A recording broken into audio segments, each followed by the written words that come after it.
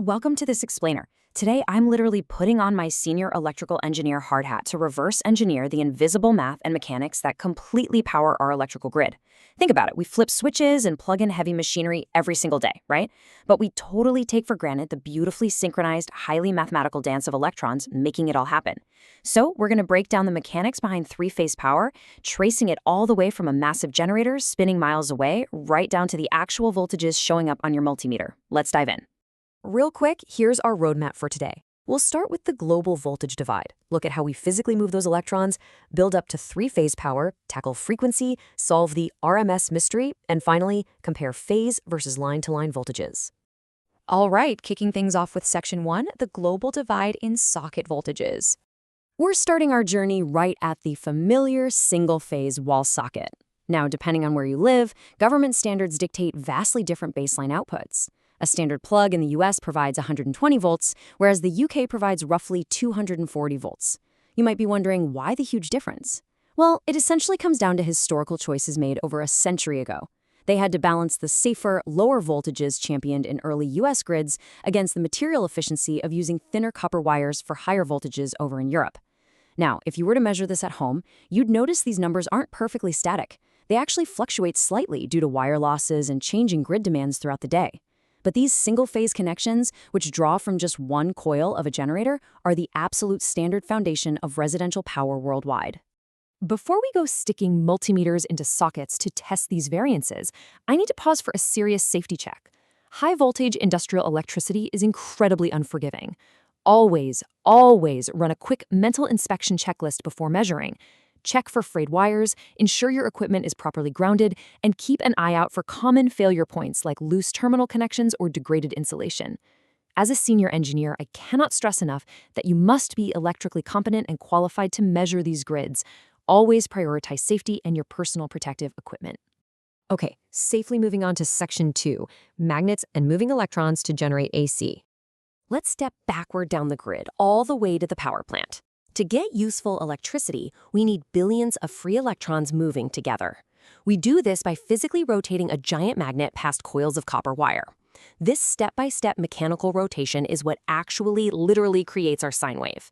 As the north pole of that spinning magnet passes the copper coil, it pushes electrons forward, rising up to a positive peak. As the magnet keeps spinning and moves away, the electron flow drops to zero. Then the south pole approaches, pulling those exact same electrons backward to a negative peak. This physical push and pull is the heartbeat of alternating current. Which brings us to Section 3, building three phases and layering the power.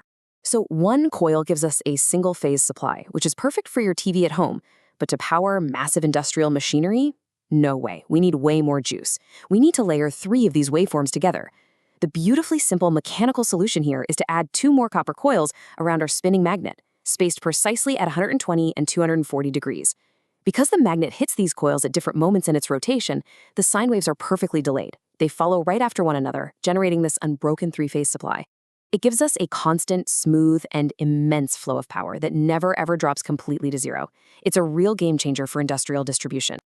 Now, to neatly wire this raw three-phase system together and distribute it, we typically use what's called a star or Y method.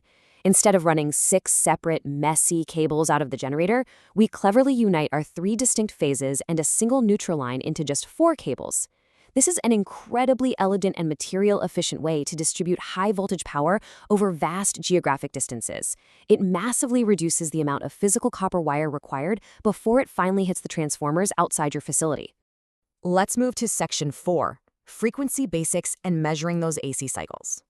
So the crucial point now is understanding exactly how fast this magnet is rotating to complete a full cycle of pushing and pulling those electrons. Using the formula time equals 1 divided by frequency, we can actually calculate the duration of a single mechanical rotation. In a 50 Hz system, which is used by most of the world, by the way, one complete rotation of that massive generator magnet happens in a lightning-fast 20 milliseconds. Think about that. That is a full push forward and pull backward, literally in the blink of an eye. And because global standards vary, we see a really fascinating split here. North America spins its generators slightly faster, at 60 Hz. This is largely due to early engineering calculations by companies like Westinghouse, who found 60 Hz slightly more efficient for early motors and for avoiding light bulb flicker. What this means is that electrons change direction 120 times every single second.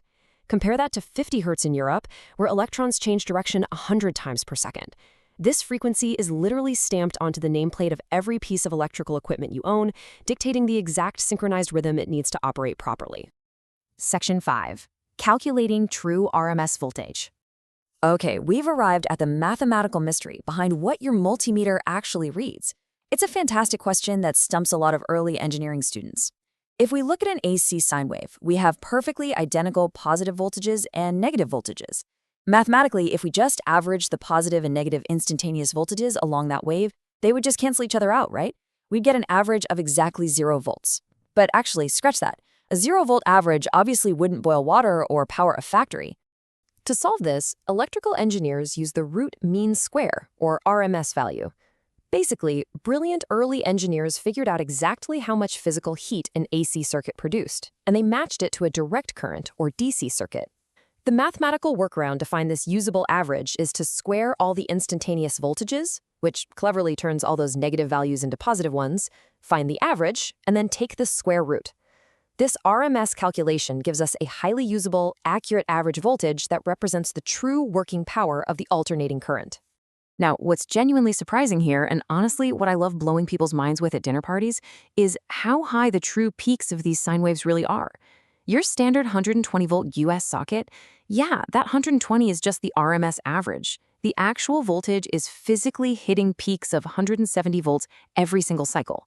In the UK, a 240-volt socket spikes all the way to a massive 339 volts at its peak before that RMS average is applied. The grid is pushing a lot more raw potential than the label on your wall suggests. Finally, Section 6, phase versus line-to-line power for heavy machinery. Let's bring all this physical theory and math together. When we measure the root mean square across 2 different staggered phases instead of just one phase and a neutral, the available voltage jumps drastically.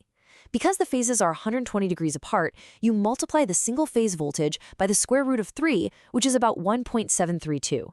So in the US, 120 volts times 1.732 gives us 208 volts across phases. In the UK, 240 volts jumps to a massive 415 volts.